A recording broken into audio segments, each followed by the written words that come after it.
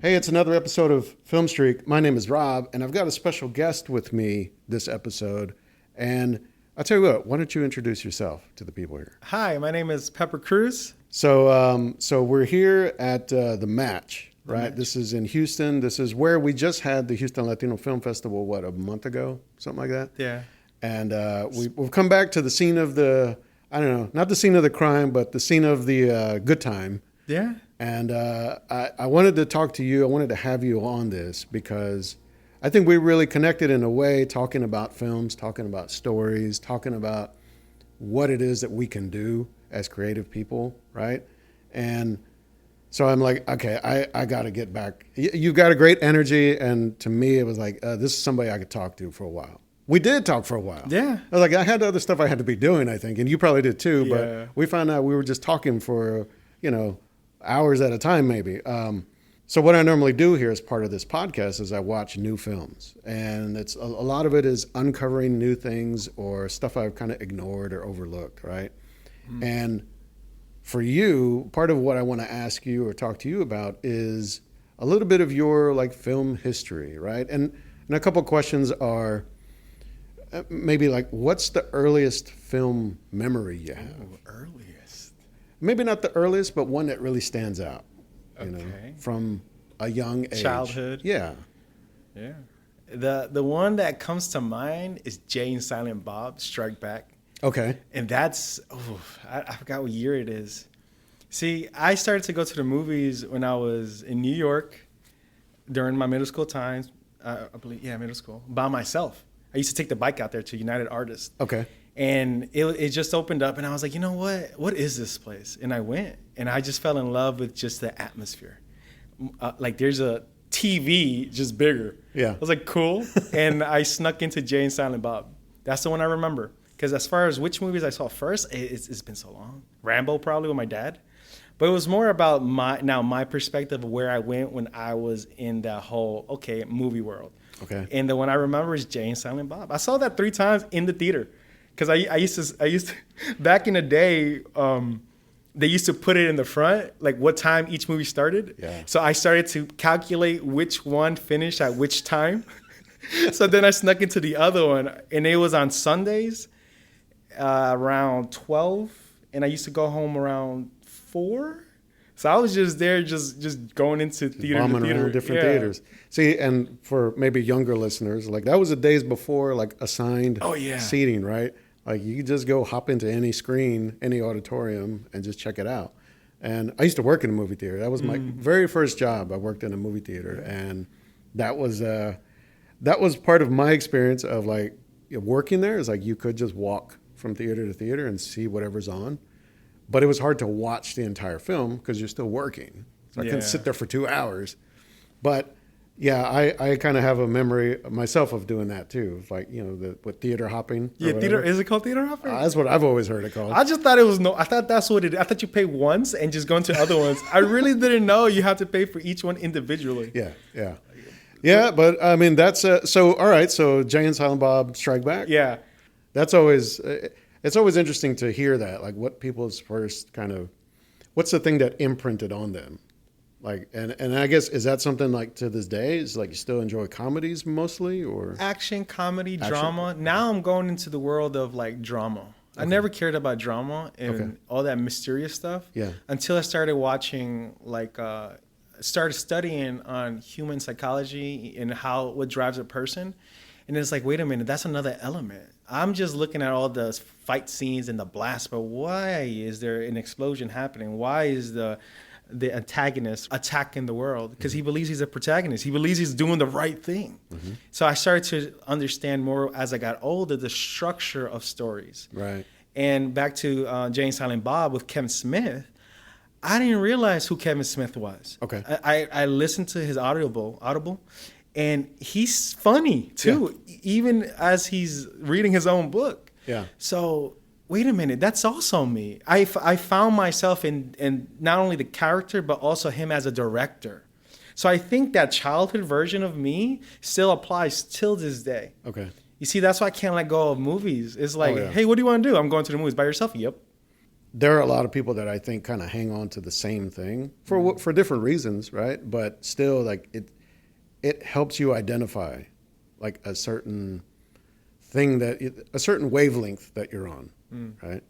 And so for me, yeah, that was a big part of it too. I remember seeing that film. I remember thinking, this is something different. Right. It's funny and it's a comedy in every sense, but it's like twisting things that you've already seen or you've kind of had the a sense of before, whether it's like action films or heist films or the road films, right? Isn't that the one? It's kind of like a road trip movie too, right? Yeah, like almost like a bromance. Yeah, that too. Yeah, because I was with Silent Bob because he didn't talk. Right. I was like, I like this guy. He doesn't. He can still act and say nothing and still captivate me.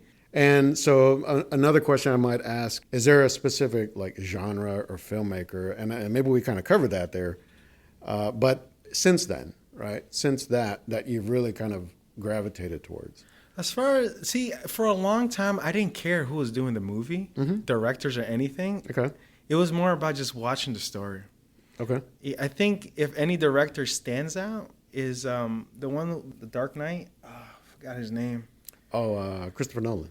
Yes. Yeah. But this was after I cared about understanding the director's perspective. Sure. I only cared about the action and all that, like, okay, cool. But I wanted to know his mindset. You see, and how they did Batman there, I like the style. You see, the other director for Transformers, what's his name? Michael Bay. Michael Bay. Yeah. See, now I started studying directors, and Michael Bay was all about explosion and Transformers. And it's like, okay, his style is interesting. Yeah. So then I wanted to start understanding the styles of all these different directors, but only through the movies. I didn't know the directors yet. You see, and I think I'm late to the party because now I'm starting to understand the mind of the director.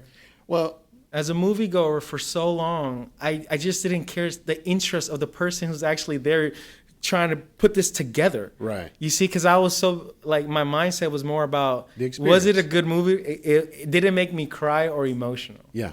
Yeah. And Marvel did that for a long time until they started putting all these awesome, corny, interesting movies, but they're not corny. Okay, but let's get to it, though. That's an interesting way to look at that.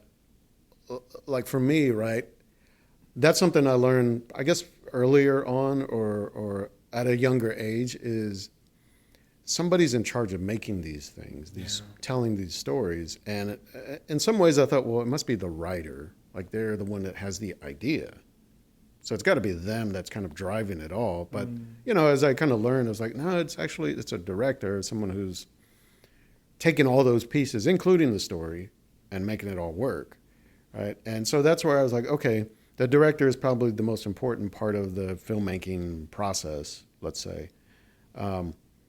But with Marvel, like it started that way, and then it really went in the other direction. Like at some point, like early on, like I knew who directed Iron Man, I knew who directed Thor and Captain America and the Avengers. But at some point, I kind of stopped. It kind of didn't matter. Like I lost track of who was directing which movie because there's so many films now. Yeah. And it kind of almost didn't matter because you started to lose their specific style or vision. I didn't look at it like that. You're right. Because I lost interest too in Marvel as far as what they're doing with it now. Right. It feels like Marvel is going in so many directions now, and why?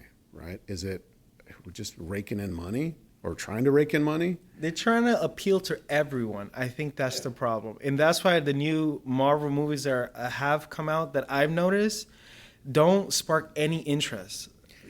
As much as I thought it would. Yeah. You see, because, you can hire an actor or actress, pay them well, and be part of the movie, but their character sucks too. Yeah. I think if there's something about the new films, and let's get into the ones we kind of, our homework that we did. Oh, yeah. And it was homework for me. So I don't know if you'd seen these films previously, but for me, I really did kind of check out of a lot of Marvel stuff. And the only film I did see in the last year was it Wolverine versus Deadpool? Okay. Or Wolverine and Deadpool? Yeah, or something like that, yeah. Whatever it was, that one. Because like that one felt like it was kind of making fun of a lot of Marvel stuff, but also you didn't have to know too much about the films that came before it. You just had to know the Deadpool films. That's the way I took it. And maybe the X-Men films, right? Because Wolverine. I love X-Men. So it's like, if you weren't keeping up with all the more recent Marvel stuff, you were probably okay. And that's kind of, to me, that's kind of how it ended up working. Like, I enjoyed it on a level of like, oh, I remember X-Men, and I liked the Deadpool style and the sort of like R-ratedness of it. So that film worked. I know a lot of people probably didn't like it or didn't know what it was trying to do, but I enjoyed it. So I said, okay, well, there's a whole like slate that I just need to catch up on. Oh yeah. And so that includes, what was it, Madam Web, Kraven the Hunter, and what was the other? Venom 3. Because they're all part of the Spider universe. So that was the other thing. Oh, maybe that was the last one I saw, that last Spider-Man movie. The one with all of them? No Way Home? Yeah, with all the Spider-Mans. I think that's what they're trying to do with these, with Kraven, Madam Web, and Venom, is arc from that one or start from there as far as like the storytelling part. Right. Of, okay, we're going to bring these new characters. Yeah. Now, so there were those three. And then the new Captain America, which just came out, a couple months ago maybe? The Brave New World, right? Yeah. And so I said, well, all right, I need to kind of catch up because I am excited in a way for what's coming now. Like the newer stuff that's been announced or that we're seeing trailers for. Like I just saw the trailer for Fantastic Four. Okay. And I can't say I'm excited about it, but just to think... the history of it? Because of the other ones? Or more about the... It's just the characters and the story. It's never really been interest to me. But I was like, well, they tried this twice already, and it never worked. No. So third time's a charm? You never know. But I'm interested in the cast, right? I feel like this is an interesting cast. And Thunderbolts, that's coming pretty soon. Oh, that's right. Which, I don't know a whole lot about Thunderbolts. I feel like... They try to work it in the Disney series. They introduced them in those worlds. Yeah, but I feel like you've got to know the characters, the stories that those spun off from. Oh, that's true. To know who Thunderbolts are. Like you got to know Black Widow, you got to know Captain America. But I know you've got characters in there that are from other films and other stories in those other films. It's not like it's a continuation of those stories. It's somewhere else in the timeline, in the universe, whatever. So that's where I'm like, I'm curious about it. I don't know if I'm like super hyped to see it, but I'm curious, like, what is it going to be, right? Isn't Bucky in it? Right? Yeah. Bucky's in it, right? Right. Okay. So it's like, okay, so you got to know Captain America because otherwise who is this character? See, like, you saw Captain America, right? The Brave New World? Yeah. You see how they did Bucky there? Yeah. My opinion, guys, I didn't like it. Yeah. I got so mad because he didn't fight Red Hulk. Right. Because it was one of those things to where I would have put him over here, not over there. Okay. Introduction, let's just say, right? Yeah. And he was at the hospital, right? We could do spoilers, right? Yeah, of course. Okay. Yeah. So it was one of those, like, they used them there. That's it. Mm-hmm. This guy is awesome. Yeah. Why are you giving him just like 1 minute of airtime, 2 minutes? I don't even know how long it was. Yeah, it was just one of those, like, that's a thread tying it back to something else. Yeah, I would have put him on when he was fighting Red Hulk and doing all that. He has a serum on him. I mean, he's flowing through his body still. Yeah. So it makes sense him also being there with the new Captain America fighting Red Hulk to where he had to talk him down. Right. You used your words of persuasion. Amazing. Yeah. But at the same time, we're talking now about the character. Where, as a director, my perspective, I would have used him somewhere else to give him justice from the past movies he's been in. Right. A fight scene or something. But I don't want him to talk to me. The other guy's already talking to me. Yeah, I mean, that film... I mean, we could go through the other ones, which honestly, I feel like those films are like knockoff Marvel in a little bit. They're trying to do the Iron Man ones, like the way they did Iron Man, Captain America, the other Captain America, Steve Rogers, where they're trying to set up some characters like them, but they're not hitting the mark. I'm not seeing it. Well, and I think that's because it's just my take on it, is that if you know like how these things are set up and produced and everything, right? Like, and maybe it takes going back a little bit, like to Iron Man, right? Iron Man was not produced wholly by Marvel, right? It's produced by Paramount, which is its own film studio, right? And they produce films, Transformers, all these other big franchises and all this stuff. So they started Iron Man almost as a one-off, you know? I mean, if you watch that film until the very last thing at the very end of the film where Nick Fury comes in, it's like that kind of, it could just have started and stopped with that one film. You know, I never looked at it like that. And it would have been a novelty thing, maybe like Blade or, you know, some of the other stuff that's come before. The only stuff that at that time, 2008, was building a franchise was X-Men. And even Spider-Man had kind of run its course because it's like, okay, well. It's been a while, yeah. Yeah. So with Iron Man, it's like, this wasn't made entirely by Marvel. It was made like in association with or in cooperation with. But when Marvel saw that it worked and Disney bought all of that property, right? Like now it's like, okay, we're bringing it all into one house and we're going to oversee everything. So now you see like all the Avengers stuff comes, Thor, Captain America, like now you see it's like a vision, like it's all holding together as one big thing. But Spider-Man and all of those characters have always been a similar thing. It's produced by Columbia or Sony or whatever, some other film studio, with Marvel kind of helping or overseeing or cooperating. Like right? Shadowing them. Like, what are you doing with my A little character? bit, right? But they don't have the ultimate say because the license, those rights to those characters. They and all sold that. them off, yeah. During their earlier stages. So the only thing that they've been able to bring back into the MCU has been Spider-Man, because like under a special agreement, right? So that's how he's in the Avengers and in these other films. But these are like, they're still off limits to Marvel in a way. So Marvel's not going to make their own Venom movie. It's going to be another studio with their help. And that's where I feel like it just dilutes the end result. Unless it's a strategy, Marvel wants them to sink to where they could buy them back, and then they make it to of their own choosing. It could be one of those strategy games because we don't know what goes on in those round tables or whatever table. Oh yeah, sure. Yeah, there's plenty of like gamesmanship going on. Yeah, because it's about money, right? We're looking at a Spider-Man, for example. Sony owns them, right? Or has part to say as far as what they do with it. And then Marvel wants their input, but they can't. They're limited though. Yeah. As a strategist, I will look at it to where, okay, I'll give you something, but not everything. That's where, you saw the original Spider-Man trilogy with the early 2000s, Tobey Maguire, right? Yeah. That was Sony or Columbia or whoever, the official name of the studio. And instead of letting those rights lapse and going back to Marvel, they came back and they made new Spider-Man movies with Andrew Garfield, right? Yeah. It was like, ball is still in our court, it's still ours. Okay. So that way it doesn't go back to Marvel. They can't like take it and do their own thing with it. And here even, it was like, okay, well, we're going to do this in cooperation with Marvel, but it's still ours, right? So we'll do Tom Holland, do his films.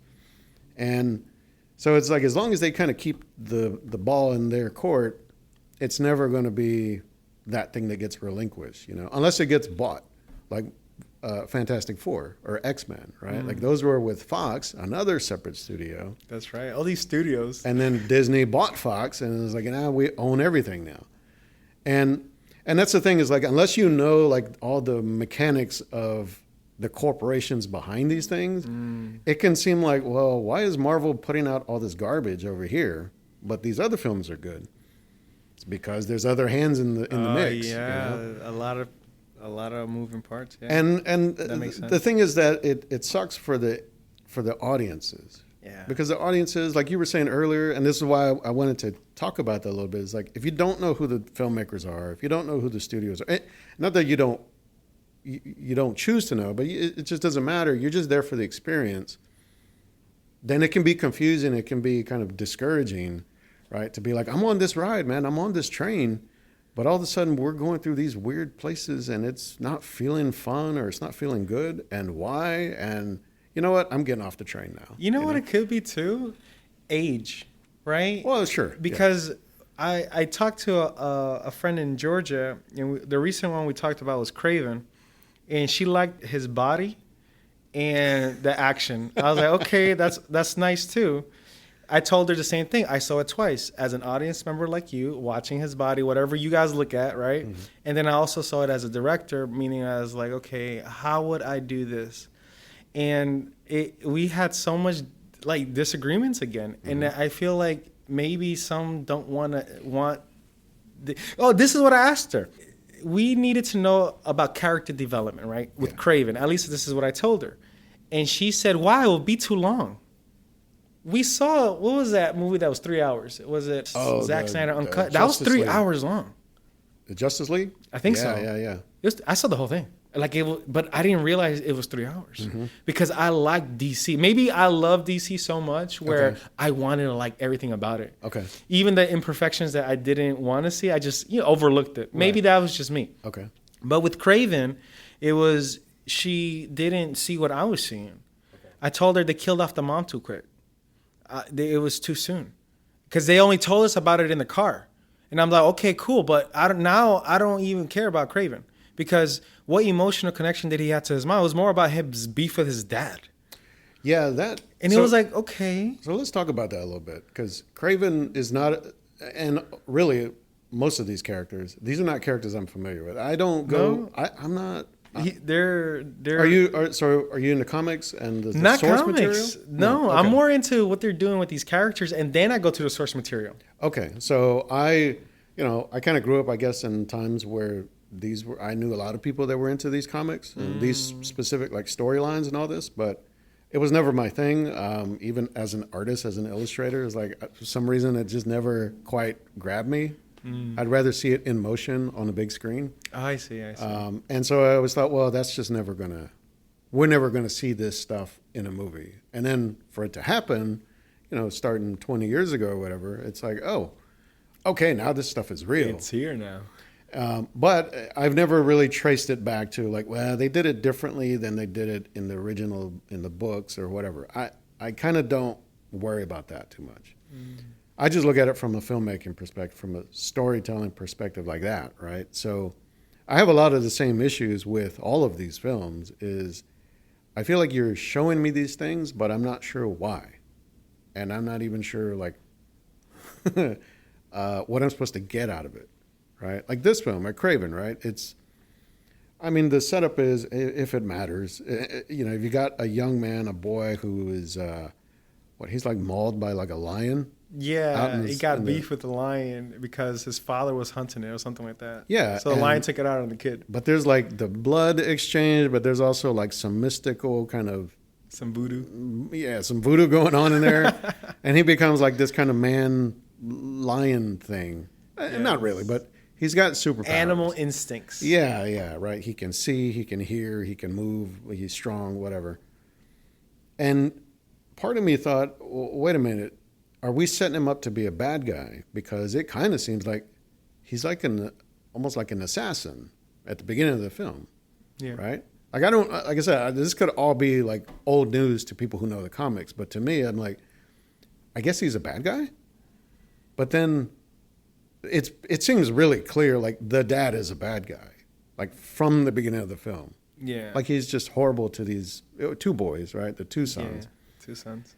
And at best questionable, right? Like I don't get what he's about.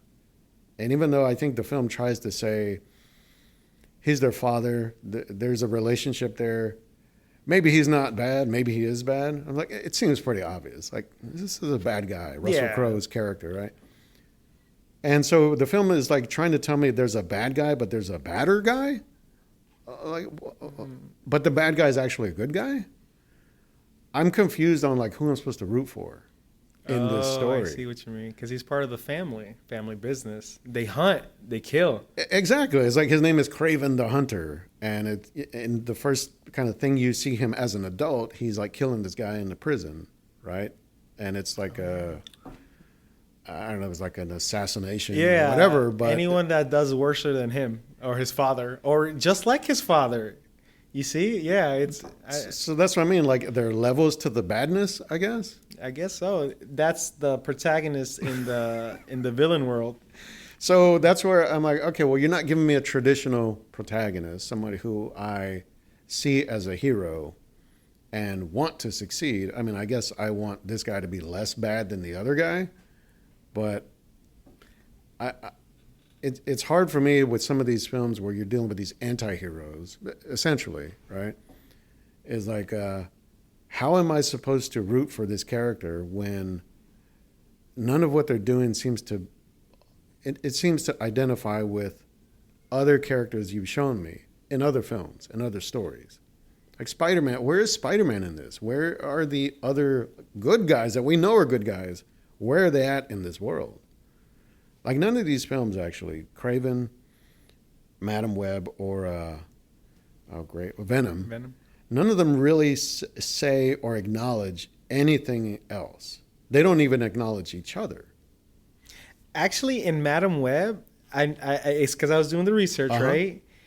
Ben Parker is that ambulance guy with her. Okay, no, you're right. And I was like, they're probably trying to give us something. And it does take place at a different time period. Or right? They just covered it up to where you now have to do the Easter egg hunt.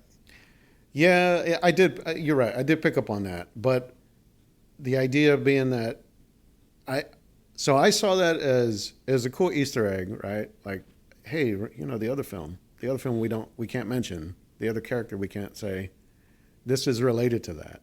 But it's also a little bit of a cheat to be like, well, we're going to set this film before that other character was born.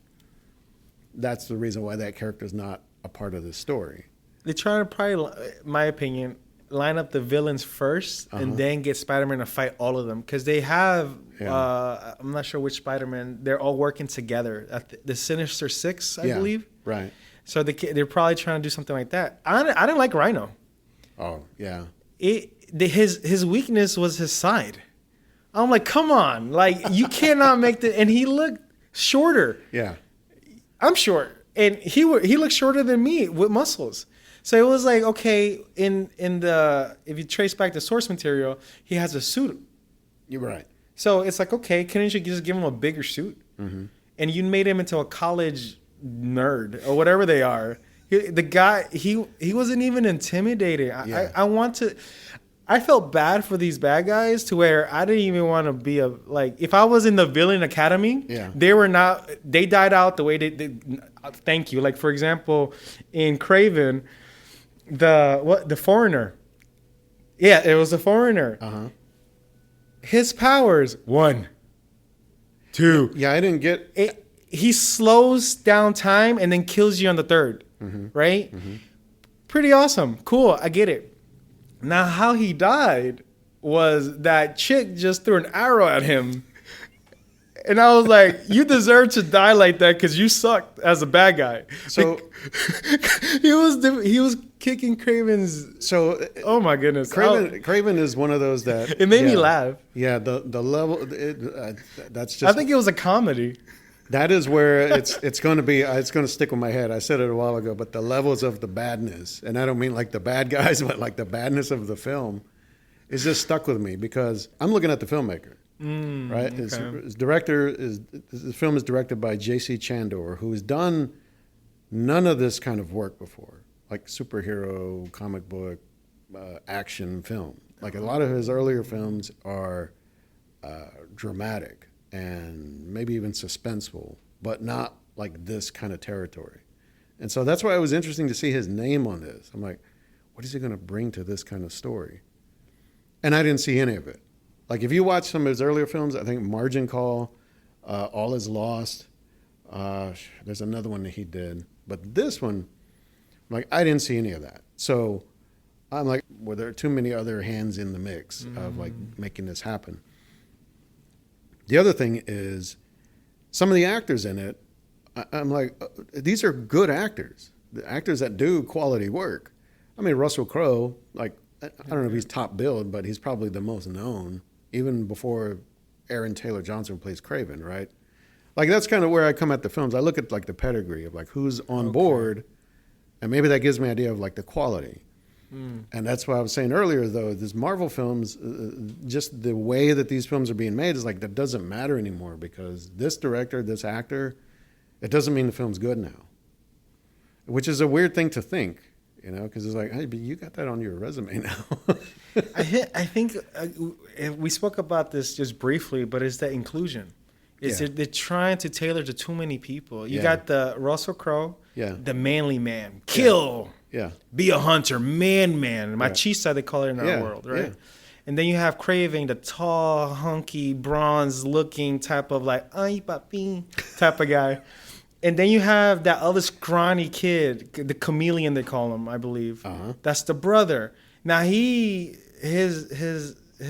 whatever he's supposed to be, he's probably again trying to be another character that's strong, but just in a weak form. It's one of those things to where who are you attracting? And I think that's the problem. They don't know who they're attracting anymore. They're just trying to make some money, probably, and they just want to throw these different. Well, all of those actors, like I said, all of these people involved with the film, they make you think, oh, this is going to be something different or something special or whatever. The quality is going to be at a certain place. But the story of this thing is so ridiculous that it just undermines all of that. Because now I kind of feel like, oh, you did it for a check. Yeah. And, oh, you put all these people on the bill to get some money from me. And it turns, I could see how I could turn an audience cynical of like, I don't buy this anymore, you know? And so with Kraven, I feel like I don't know what they were going for other than to build to something else. And I think Marvel has shown us when they do movies that are just building, you just got to see this movie because of the next one after it. I'm like, I don't like that. Yeah, that roadmap is interesting. Like even in Madam Web, Madam Web, that spider guy. Yeah. Let's talk about I didn't like him. I didn't even get what he was doing. He was telling us, oh, I paid you a lot of money to do this.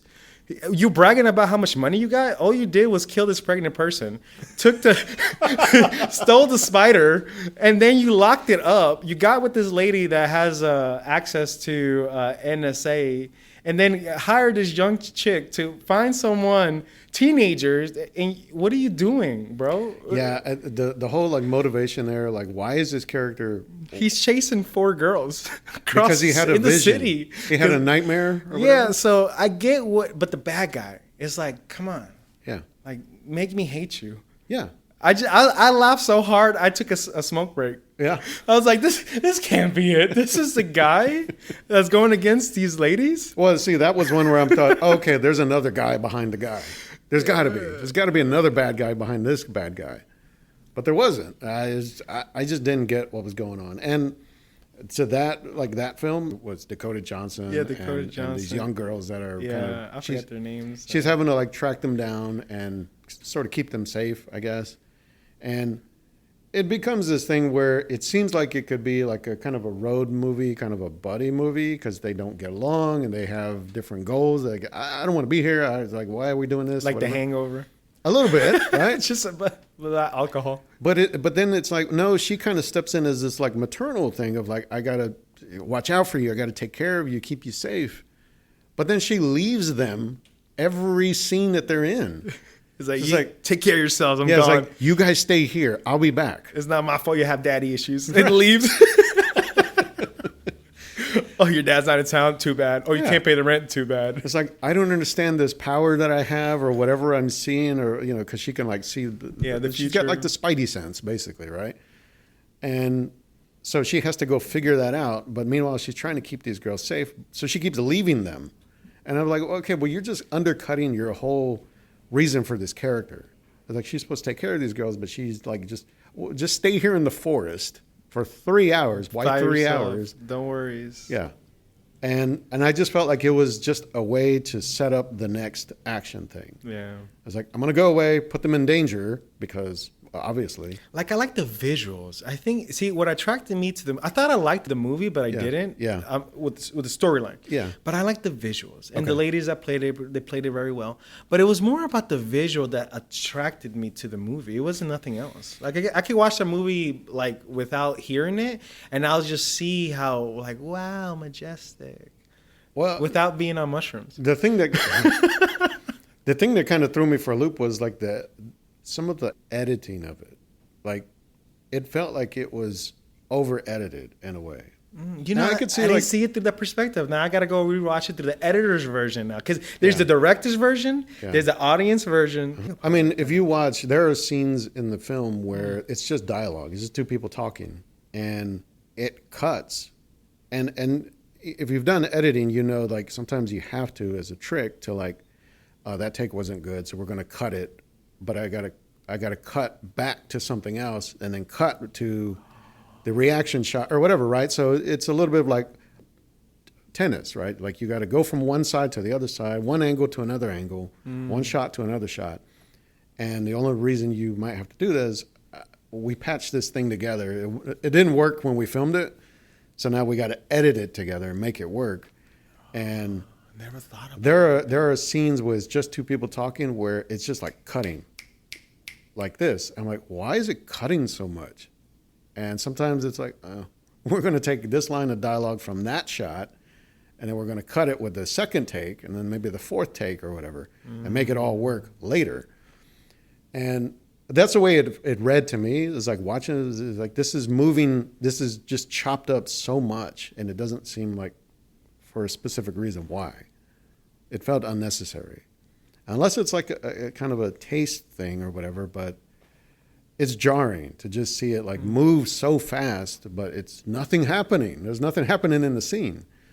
Even in the scenes where there is a lot of stuff happening, like there's like a chase scene, I think early in the movie where... See, I would have never picked it up. Now that since you bring it up, I never looked at it like that in the editor's version of the movie. Yeah, I'm so busy being an audience member sometimes, Yeah. and like what could have been done better, and now director's side, instead of the editor, now they have to work with this. Yeah. Like here's the raw material, you do what you need to do. In a way, you could say, well, the editor kind of did their job because they made the scene or they made that part of the story work for the audience so that you're just watching it. You're not thinking about how much cuts are involved, but you're getting the story point out of it, right?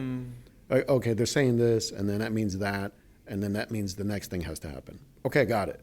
Meanwhile, it didn't need to take 10 cuts, like edits, to make that work, but that's what they had to do to get it there.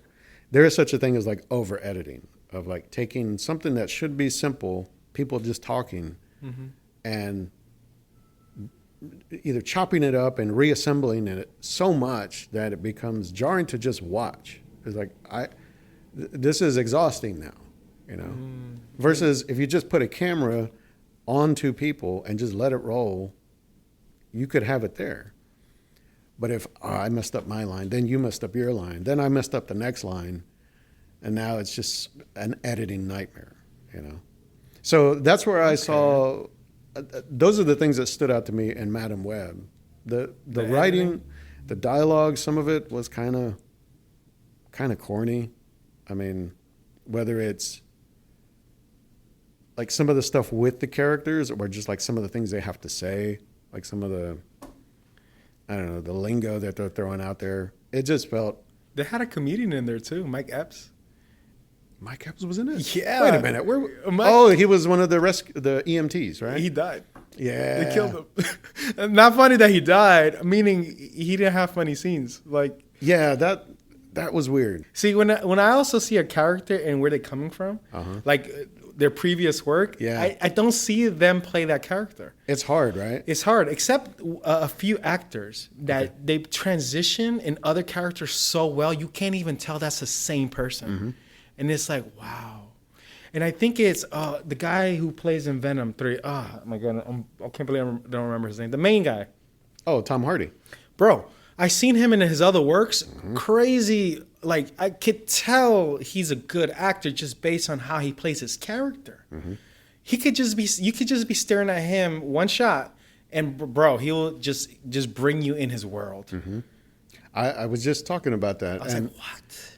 And those Venom films, I mean, we can get into that too, is those, I feel like they started maybe in a good place, like the first film, and then they just kind of got weirder and weirder and more ridiculous in a way. And I wasn't sure to what end. Like, how long is Tom Hardy going to do this franchise? I guess now we know. But for a while, I thought, oh man, because this would have been great if he would have started this franchise like 10, 15 years earlier. But now he's older now. And, you know, to me, is like that's a character that kind of lives in the same realm as Spider-Man. Not quite as young, like a kid, but younger. And like Tom Hardy's like, I don't know, he's like in his late 40s or something, 50s maybe. There. And yet he's a great actor. Like he's done some really interesting films, and not these, but like other dramas that he's done and other action films. So I was just talking about this the other day where he was in a film maybe about 10 years ago called Locke. I think it was called Locke, like the name Locke. It's just him in a car driving in the middle of the night, like somewhere in England or Great Britain. He's driving across the country. Like he's trying to get from one place to the other. Throughout the night, he's just driving through the night, and he's on the phone.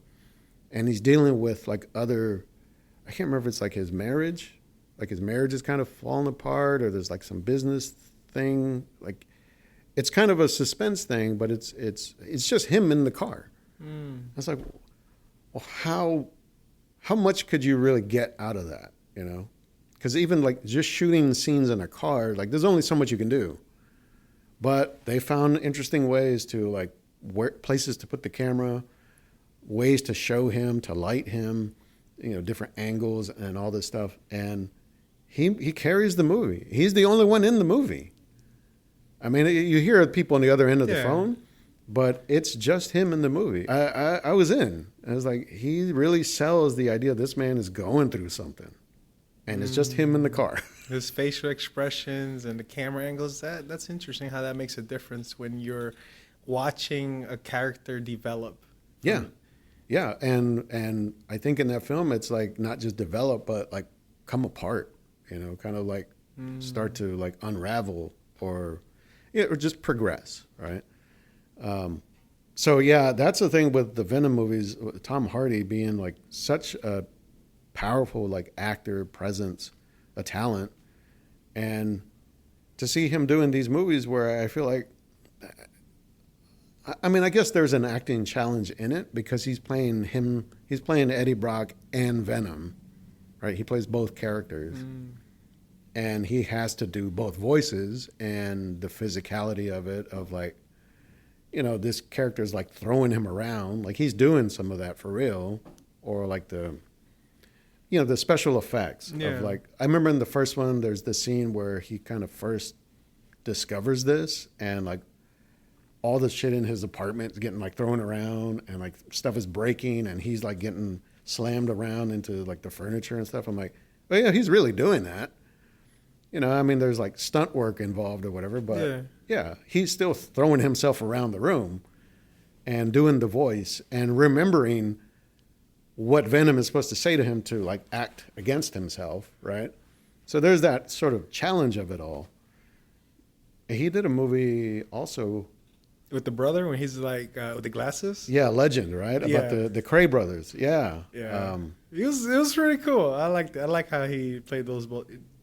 You can't tell. Yeah, that's what makes it unique. It sells it that he looks like the film looks like it's actually two different guys. Yeah, they just look alike. You know who another person that does that did so well in that? He had like 12, I think, personalities or 9.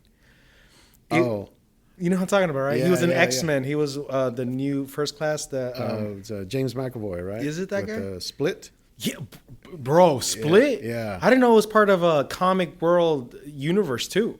It's not, but it's like it's in there too. There's heroes in there. I mean, it has its own little setup too. That came out of Unbreakable, yeah. Did it? Unbreakable? Yeah, with Bruce Willis. Yeah. Was it 99, something like that? And that was the sequel to Unbreakable, like 20 years later or whatever it was. Yeah, it was a while. And then and then they did Glass, right, which was the third one. But it wasn't based on a book, but it kind of was its own thing, right? Its own universe. It was something. But when I saw him play Split, wow. The Horde? It was all of them. Like, he played those characters so well. I couldn't tell that was the same person because of the way he portrayed that character. Just using his face and his body. Yeah. Like, when he plays the woman, the old woman, Yeah. or the little kid. All these characters. I'm like, what? Yeah. People could do that? I think that's when I started waking up. Because I was asleep on these movies for so long. Okay. I didn't realize how all this different from editor right now knew. I was like, wait a minute. They have a part to play in this too. Yeah. It's like, wow, there's so much moving parts. The audience member doesn't realize what's really going on. Mm-hmm. It's like there is a struggle even behind the scenes. And it's like when we see it now, because we were supposed to be talking about the movies itself, but now behind the scenes, it's a new format. But that's the thing, right? It's like, That's a big part of why, I mean, I talk about it every few episodes or so, but like why I do this. It's like, I'm not here to like review movies necessarily. You can go anywhere on the internet to find that.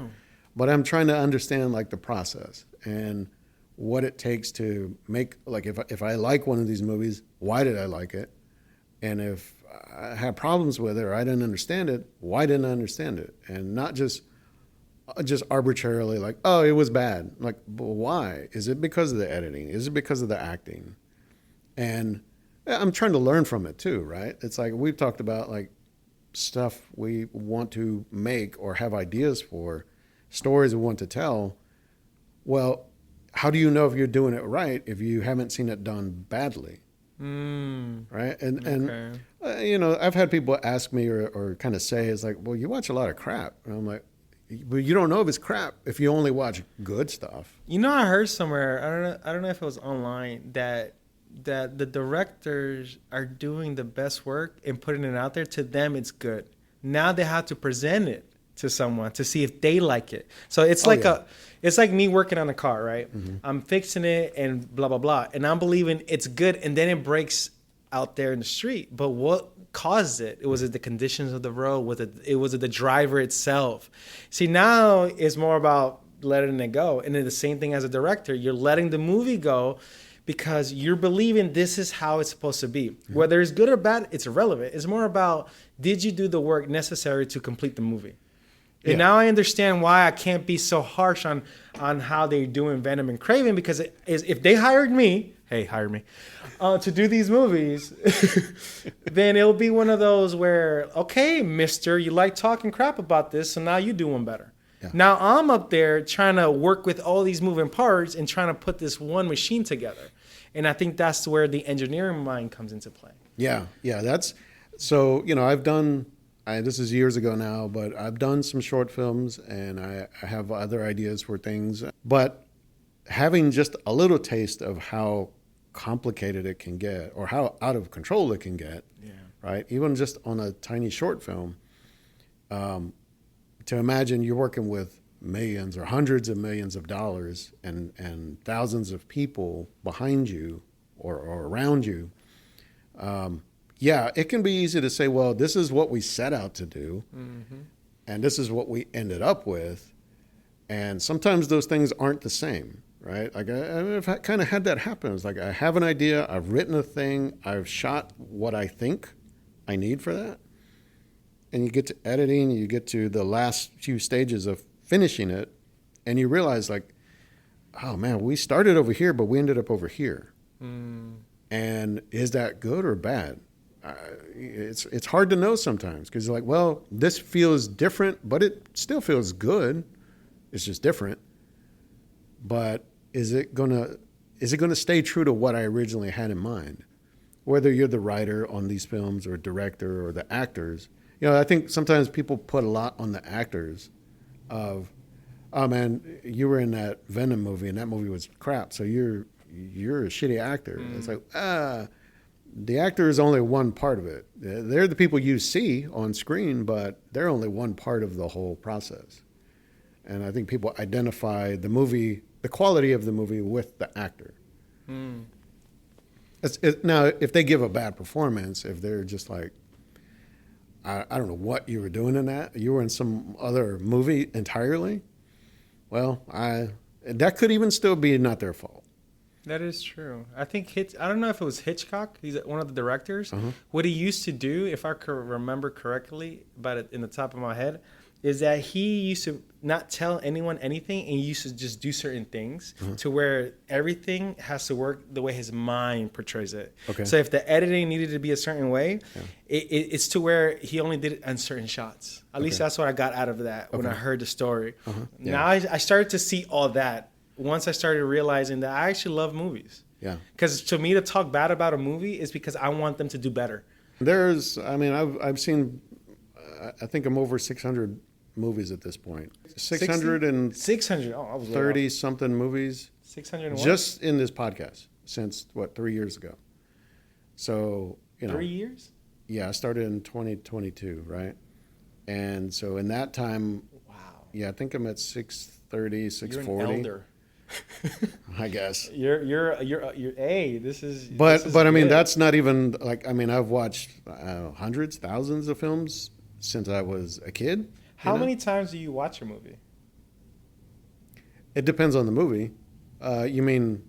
Let's just say there's one movie you're interested in. Let's say it has your similar vibe, similar style. How many times do you watch it to get an understanding of what's going on? I'll at least watch it once. I've really wrestled with some films like I can't even finish this. You had those too? I mean, when I was younger, I've walked out of films like in the theater. I thought that was just one of those things that people just do just as do. I didn't realize I did that once too. I'm like, this movie sucks. Yeah, I've done it a few times. Never watched it again. I'd say a handful of times up until I don't know a certain point when I started to come around to like, wait a minute. I have to respect that people are putting work in to make this, and I'm not feeling it or I'm not understanding it, but I mean, I paid my money. That's the other thing. I paid my money to sit here or to even watch it, rent it online or on DVD or whatever. Blockbuster. Yeah, I mean, I was back in those days too, and so I'm like, all right, I put this much into it. I might as well at least sit through it because maybe there's something in here that I'll find later. Like something that will stick with me. Even though I didn't like the majority of it, there might be a little nugget of gold in here somewhere. And a lot of times that's just benefit of the doubt. It's like, well, all these people that worked on this film, even if it's 10 people or 1,000 people, they put time into it. I could give 2 hours or whatever it is, right? Yeah. So it's coming around to that attitude of like just showing the respect of the work involved. So that's where I guess filmmaking and storytelling is still, it's got the power to connect with people. So that's true. I believe that if you possess storytelling capabilities, it's one of those things where it can be applied in anything, in marketing, in business, in films. And I didn't know that was a thing until I went to my first Houston Latino Film Festival because as a moviegoer for so long, and when you see others that have similar experiences like you're amazed how much you grow to love this stuff. So yeah, that's been a part of doing this and being part of the festival even is to make some of those connections and draw that circle a little bit closer in some ways, So whether it's meeting you or meeting Dave, who was here a while ago, or other people that have either attended the festival or filmmakers that have been here, it's to me it's kind of helping me get more rounded, right? There you go. Like to not just see like, oh, there's that and there's that, but it's like, oh, I see all the other things. I'm starting to connect the dots to them all now, and you start to build that fabric a little bit, right? Yeah. I see it too. Yeah, so that's been a big part of the experience here. That's why I keep telling people, come check out the Houston Latino Film Festival. All right, come on, guys. Houston Latino Film Festival. Every March, we're here. We're here. Come on, man. So anyway, so we talked about some of these films. I don't know, any other thoughts you have on these? Or? No, I think we covered pretty much everything that I had in my mind as far as like the Kraven movie, the Spider-Man verse, let's call it. Yeah. Because they're part of the Spider-Man verse. That's right, yeah. I mean, I wanted to talk about these because I felt like I needed to catch up a little bit.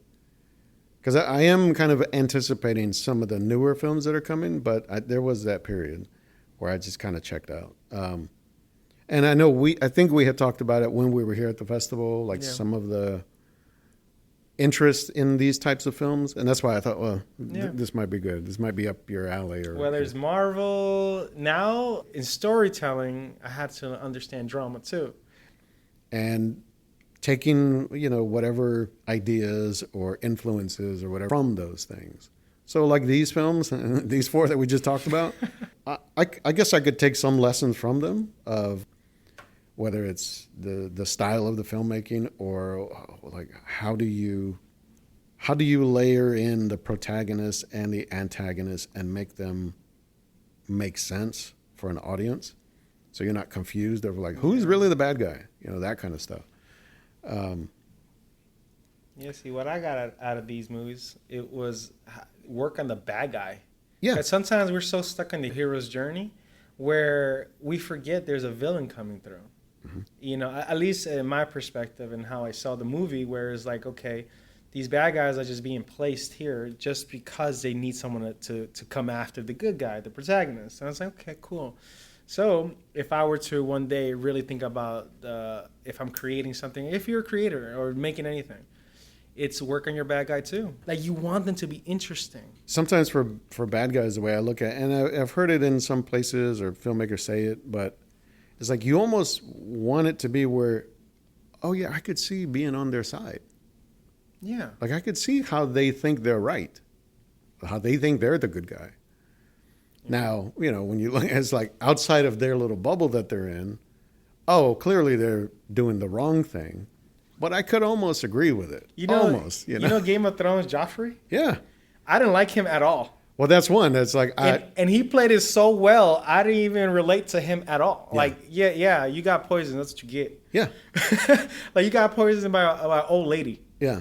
Come on. Who better to take you out? Yeah, there are those kind of bad guys that like there's no redeeming them. There's no qualities. And I think that actor was also disliked outside of it. That's how well he played it. Yeah, he just stepped away. He's beautiful. Like, I'm not going to act for like 10 years. Yeah, I was like, wow, they played him very well. Yeah. I mean, that character and the villain role or the antagonist role to whoever he was supposed to be. But so even like that though, right? Even Game of Thrones, like there are characters in that show that are the villains. Oh yeah, you're right. But you're seeing it from their perspective, and you're like, well, I can relate to him. I have an uncle like that. Right? So whether it's like Daenerys, who is not clearly the villain at the beginning, but I guess becomes the villain at the end. Yeah. But it's like for most of the series, you're like, I can see why she's doing what she's doing. She's trying to retake her place or whatever. Role, yeah. Or like Tyrion, it's like, yeah, he's always been the underdog. He's always been thrown to the side. Yeah. He wants that glory, or he wants to be the champion or whatever, instead of his brother or his sister, the weirdos. The weirdos of the bunch. But he's also still kind of the bad guy, Yeah. Even in Stark, the father that got beheaded. Oh yeah. He plays this honorable role, right? Yeah. But he didn't tell about his what is it? His bastard son. Yeah, his bastard son. It's not his bastard son. Yeah. And it's like, wow. See, it's like one of those where who are you rooting for now? Yeah. Like which house do you claim? In the first episode, he cut someone's head off. Yeah, and that's you're like, right. oh, this is the bad guy, right? It like has to be. I think that's why I started to understand more about the psychology of these heroes and villains. And maybe that's why I now talk about those characteristics with people when it comes down to movies. Yeah. Like, hey, what'd you like about the movie? What about the character, though? Yeah. Because the character has a lot of play in the movie. Right. So when we had that, I only saw it for the action, I'll walk away.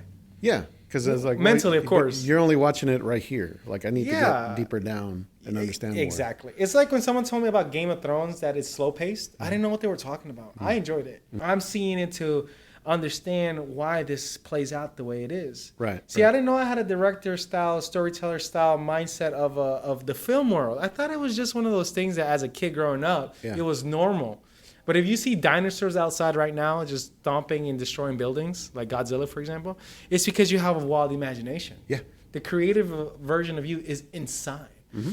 And to let that version out, you have to get around your group, your people. Yeah. Yeah. And since I didn't, that's why I never talked about these things. Yeah. Yeah. And I didn't know that there were so many individuals out there that feel or have their perspective and opinions. And it's pretty cool when I came here and I met you guys. Yeah. I'm like, what? It was one of those like breathtaking moments. Like, yeah, you've kind of got to find that like either like a safe space, or a safe community or group to be like, hey, I got this weird idea. What do you think? Yeah. Right? Because, I mean, in a different circle or if you just don't have a circle, it can be like, I guess I just keep it to myself. You know? Yeah. I think we've all been there at different points or for different reasons. And so to be in a place or in a scene or whatever where it's free to do that and there's no like, well, you know, it's cool, but what if you did this, you know? And now you're kicking it back and forth, and now you're building it and growing it. And that's a big part of the filmmaking thing that I've seen is it's not one person. I mean, one person can have the kernel of the idea, but it takes other people to at least, even if it stays the very same, like, this is the idea, it's not changing. It's like, well, other people have to help you make this. Like, you can't do it all by yourself. So along the way, as you keep handing this to the next person to do their part, something could change about your idea. Yeah. And it's up to you to be like, that's a better idea. Or like, I still like this. We're going to keep it like this, right? Yeah, you can't be too stern on something because what happens is because if you're the only one that's putting the input, you have to have an outsider's perspective. And I learned that the hard way because I thought I was always right. I have that kind of attitude to where it's like, no, what I say goes. When I'm right, I'm right. And when I'm wrong, I'm right. Yeah. You see? Yeah. And then having others not correct, but more give input, like feedback, is needed in any industry, especially in the film world, especially if you want to go up there. You want your movie to stand out amongst the rest. You have to understand how, let's just say, certain communities feel about this character. That's why with the Hispanic community, when you put our characters up there, it's like, yo, what are you doing? Mexicans don't talk like that. Like, yo, we don't all eat this. What dialect are you talking about? Are we talking about South America now, Central America? You don't even bother to do the research on us. And I think that's why sometimes we get upset. Yeah. And now it's like, we're going to do our own thing. Now we're going to start to really portray what's going on in our community in this because it seems like now they're trying to give us some spotlight. Now it's time to let's just tell the stories of where, let's say the folklore comes from. Yeah, I think that's been a challenge, but we've seen it here at the festival at least, is the span of it is so large of just Latino culture, right? Yeah. You're talking about different nationalities, just different regions. Well, I guess the thing now is, and we're kind of getting away from the films, I guess, but... actually, it's part of the film because now Hispanics are now becoming the new filmmakers, or going to be the new filmmakers. The young kid out there that's growing up, that sees someone like us doing the podcast, talking about movies. Yeah. You see, because we want them to know that we are still Hispanics. Yeah. And we're also love films. Yeah. We're no different. I don't really make it a point of like, well, you know, as a Latino, this is how I see it. It's just how I see it. And to think like, well, look, I'm talking about the film the same way anybody else who loves films is going to talk about it. I'm not necessarily coming at it from a certain angle. If there's something I relate to more, okay, well, I'll point that out or whatever, but it's never been a thing of like, well, this didn't have no Latinos in it, so I don't like it. You know, I've never tried to be like militant about it, right? But and that's a good thing. You're not forceful. You're not telling us you're Hispanic. You're sharing your interest and love. Yeah. And I think that's what I see in you because you're paving the way for us that sees ourselves only as Hispanics, that we only work lawn service or construction. And because I love movies and you're just talking about movies and not really caring about what's going on and more about let's talk about the movies, it interests someone like me that comes from a background like that. That's the idea though, right? It's like, look, forget where you're from or what you do or the things you do within your life or your culture even. For just this little bit, because we're just going to talk about art, essentially. And if we can agree, like we love the art form at least, maybe we don't like the same things. Like maybe I didn't like these movies, maybe you love them, or vice versa. But the idea is we both are fascinated with them. regardless of anything else around us in our Bro, the lives. editing thing is still in my head. I can't believe I didn't see it through that lens. I see that because of these things. Yeah. Because we're so in our own perspectives, in our own world, I guess you could call it. Mm-hmm. And the art, right, of the movies, it gets you thinking like, yo, if I'm about to do a movie, let's just say, he said something that stood out that I never cared about, which was editing. It's like drafting. You're doing, you want the right script. You just, I mean, not the right script, but you're writing something and you don't want to throw that rough one out there. You can still work on it. You got certain pages you have to still, this is not a novella. Yeah. You see, you're working on something different. If you're writing a book, there's also another structure. See, even writing has a major part to play in filming, and I didn't know that. Mm-hmm. Wherever you feel inspired or feel like you fit in a filmmaker, and this is for you or for really anybody who's like interested or has maybe a dream to do something in film or storytelling even, wherever you have your skill, your talent, your knack for doing something, that can tell you where your part is in the process. Because like I said, there's so many roles that it's not a thing of like, well, you got to love films. And maybe you don't. Maybe you love working with cameras. That is true. Maybe you love, dealing with just getting people back and forth or organizing things. You're a producer. Scheduling, yeah. I mean, there's so many roles. And I've talked to people over time where they're like, well, I want to act and I want to direct. I'm like, well, those are the two like kind of main things. But there's plenty of other spaces for people of all kinds of talents and skills and roles. So it shouldn't be a thing of like, well, if I can't act or I can't direct, I don't want to do it. I'm like, you're kind of cheating yourself though. And maybe that's why I got intimidated when I first got here, the Houston Latino Film Festival, is I felt that you guys are like the pioneers to me. Being a Hispanic, let's be real now. We're not talking about all this other stuff. Yeah. And it's like, you guys did something and I didn't, and it's like the dream be waking up inside, like that dormant person that didn't know that we had other parts. Because I really only thought about the actors, directors, but not the guy cleaning, the volunteer. Sure. Me volunteering helped me understand what happens behind the scene, the frustrations of the person organizing it. All these people that I want to, I don't know, take charge now, but not really seeing the vision where it's going. Yeah. You see, and that helped me understand. It kept me humble. There you go. Oh yeah. It kept me humble, and I'm glad for that. Yeah. And every time I tell my daughters, and now I'm telling my daughters actually, and my kids, that you could be whatever you want. Mm-hmm. And before it was like, you only could be what I tell you to be, because this is my experience and this is how far I got. Right. So now I could say, hey, Dad, are you still going to go to that Houston Latino Film Festival? And like, yeah. Are you going to volunteer? If they tell me to. Are they going to ask for help? It doesn't matter. I love films. Yeah. I love films before I even met them as a middle school kid. So this comes from like, I'm hardwired already by movies. Now, when you said there was places for different people, it's because it's so true. Mm-hmm. And sometimes they don't hear this. They don't hear that there's another part to play. I don't know how to write. I journal.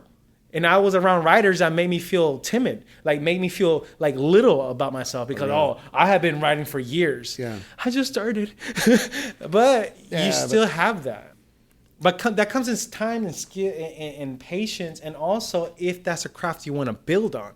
Yeah, that's the thing. I tell people, you go to the best school in the world, but if you don't have an eye for something, or you don't have like a taste or a sensibility to like, oh, that's good, that's not good.